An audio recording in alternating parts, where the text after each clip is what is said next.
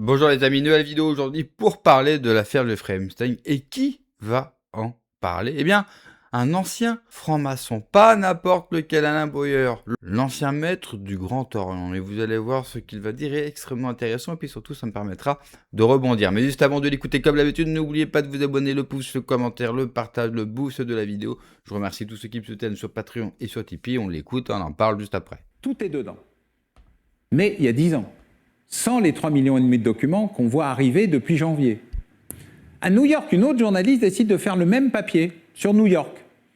Et son rédacteur en chef dit « Non, je le connais, il ne peut pas faire ça. » Et au début de l'affaire Epstein, je n'y croyais pas non plus. C'est une affaire, bon, c'est un peu emblématique. Ah, il y a eu un très bel article dans le Miami Herald qui va plus loin, parce que ce sont les journalistes qui ont révélé ça. Ce n'est pas les parquets, ce n'est pas les parents, c'est les journalistes. Et il faut rendre hommage, hein.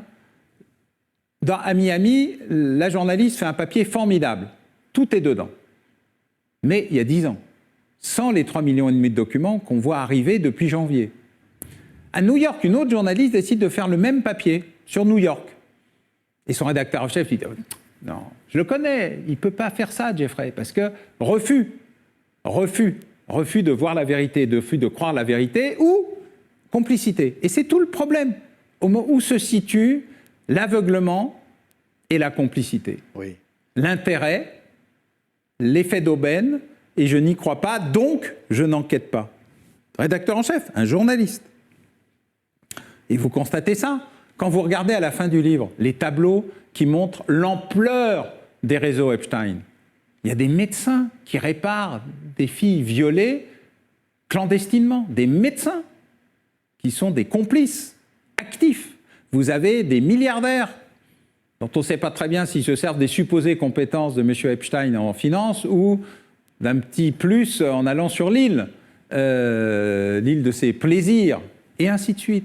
Et vous découvrez l'ampleur de système à tel point que vous dites « je ne vais pas finir complotiste, il faut que je m'arrête tout de suite ». Donc du coup, vous vérifiez tout, et vous revérifiez tout, et vous revérifiez tout, ce que j'ai fait avec ceux avec qui on a travaillé, et vous vous rendez compte de l'ampleur d'un système dont l'idée même nous dépasse. Monsieur Ponzi, Charles Ponzi, il n'est pas le premier escroc de l'histoire du monde financier. Mais il a industrialisé le crime financier à tel point que son nom est devenu un nom commun, un Ponzi. Oui. Voilà. Monsieur Epstein, c'est ça pour la prédation sexuelle et accessoirement l'escroquerie. Lui, il a fait les deux. Mais vous avez parlé, Alain Boyer, on va revenir sur ce livre exceptionnel, vous avez parlé du périscolaire, du scandale, des centaines d'animateurs accusés de viol sur des enfants à Paris, sous l'autorité de la mairie de Paris. Et ailleurs. Et ailleurs, parce qu'on voit révéler tout le reste. Comment on peut... MeToo, ça commence par un cas et vous avez le feu dans la forêt. Betaram, vous avez un cas et vous avez le feu dans la forêt de l'enseignement privé. Le périscolaire, vous avez Paris, mais vous avez le feu un peu partout en France. La civise, l'inceste, vous avez le feu et des milliers, des dizaines de milliers, des centaines de milliers de cas apparaissent. C'est exactement ça. On regarde aujourd'hui le système Epstein, mais aujourd'hui, on découvre un homme mis en cause pour des dizaines de viols. Un homme, son frère, son père, et je ne sais pas qui encore, sont mis en cause aussi, et ainsi de suite. Et on se rend compte qu'au-delà du côté fait divers individuel, vous avez des réseaux, des complicités, des indifférences, et c'est des indifférences coupables, et personne n'est responsable. Oui. C'est de l'affaire Liana, parce qu'effectivement, le pédophile supposé actuellement en prison, son frère et même son père, et on se dit autour, on ne peut pas ne pas savoir. Il y avait un faisceau de soupçons, il y avait déjà des affaires. Il y a l'éléphant dans sa pièce, parce qu'il y a un point sûr, les filles de cet individu, de ce suspect, ont servi d'appât pour les soirées pyjama permettant d'atterrir d'autres jeunes filles. Que sont-elles? Des complices? Des victimes?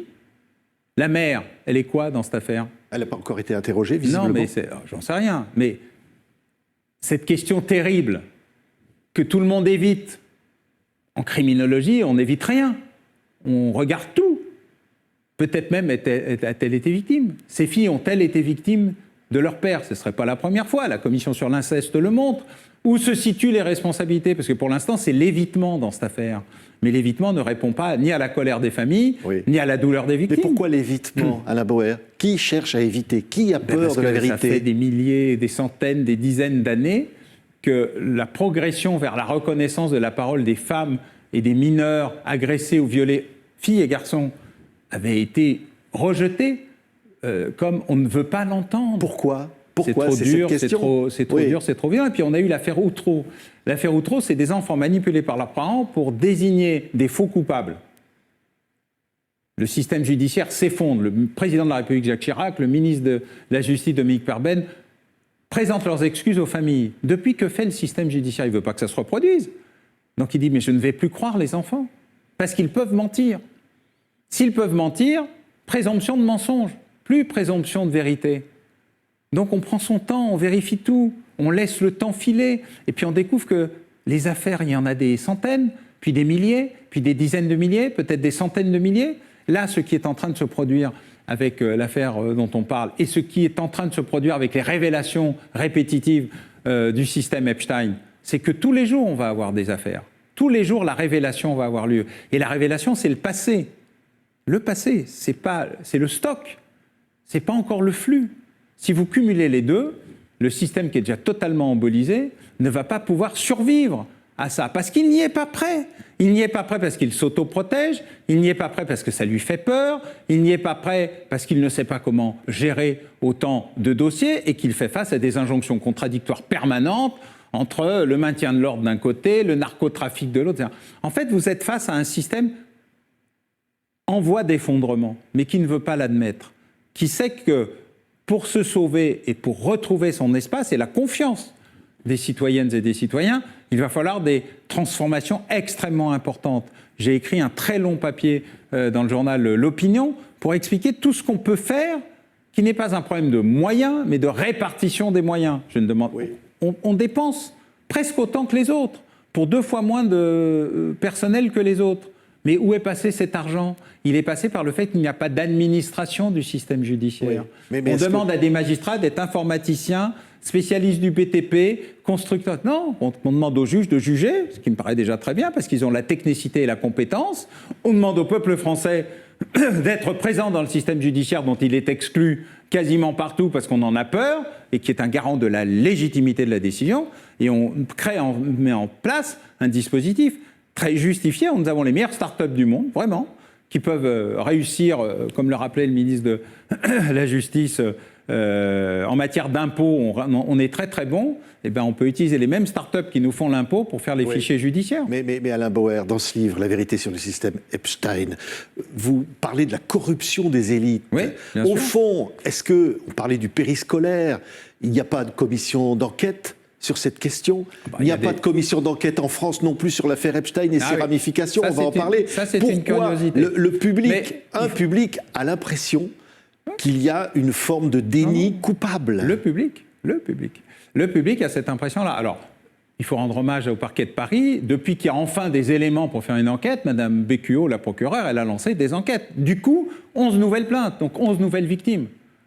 Les Anglais, la BBC, a dit, mais c'est bien les 3,5 millions, mais en fait, c'est pas 3,5 millions d'éléments, c'est 3,5 millions de dossiers dans lesquels il y a des millions d'autres dossiers. Ils ont épluché ligne par ligne toutes les dépenses de Jeffrey Epstein.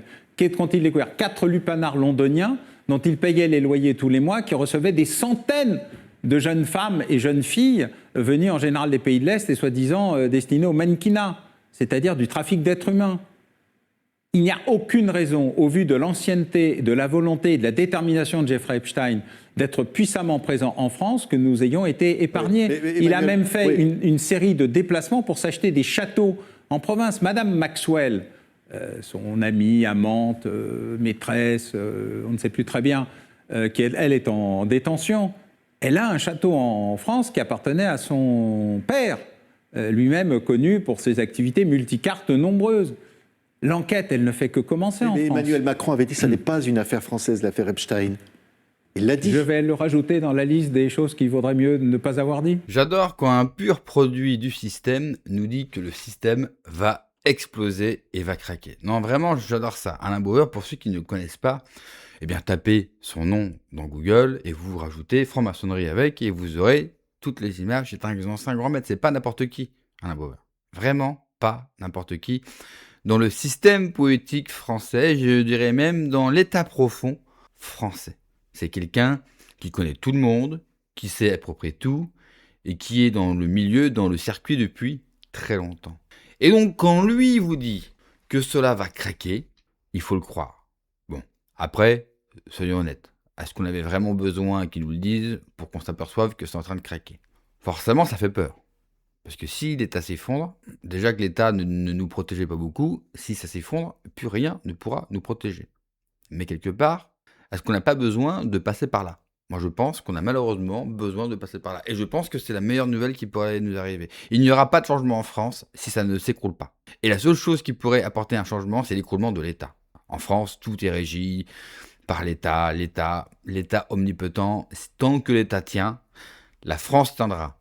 Et quand j'entends la France tiendra, les votes, les élections tiendront, et on aura toujours les mêmes, c'est-à-dire la même politique. Ça ne passera pas par le vote, ça ne passera pas par un candidat, par un parti, ça passera par l'écroulement de l'État qui ne pourra plus, justement, être ce qu'il doit être.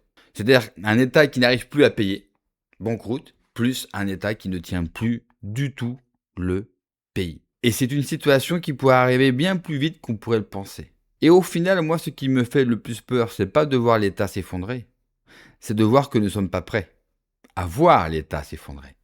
Les Français ne sont pas prêts. L'opposition, enfin en tout cas pour ceux qui s'opposent au gouvernement, ne sont pas prêts non plus. Et nous, le camp national, on est encore moins prêts à cela. Parce que nous, on joue bêtement le jeu du système à vouloir se présenter, à faire des listes, à trouver un candidat, et on s'engueule, on passe notre temps à s'engueuler, la droite s'engueule, les souverainistes s'engueulent, bref, tout le monde s'engueule chez nous alors qu'on ne pèse pas grand-chose. Et au final, quand vous regardez le spectre politique français, les seuls qui sont prêts au chaos à venir, c'est la gauche. D'ailleurs, elle vous en parle tout le temps. Et il faudrait peut-être écouter la gauche parce que elle, non seulement elle est prête, elle est formée, elle commence déjà à le faire parce qu'elle a compris, parce qu'elle a une maturité politique que le camp national, que la droite n'a pas, que le changement, ça ne passera pas par les urnes, mais cela passera par le chaos. Merci d'avoir regardé la vidéo les amis, n'oubliez pas comme d'habitude de vous abonner, le pouce, le commentaire, le partage, le boost de la vidéo, prenez soin de vous, que Dieu vous protège. Allez, ciao.